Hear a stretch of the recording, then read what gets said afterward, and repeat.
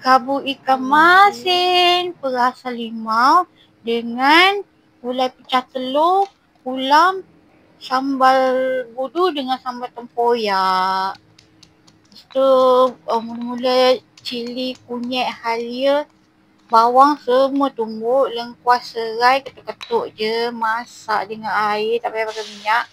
Sampai hilang bau mentah dia, masuk santan, saya pakai santan kotak je. Masuk air, telur itik, daun kunyit. Daun kunyit kan? Daun kunyit. Lepas tu letak sayur kacang panjang, belimbing jeruk, cili besar.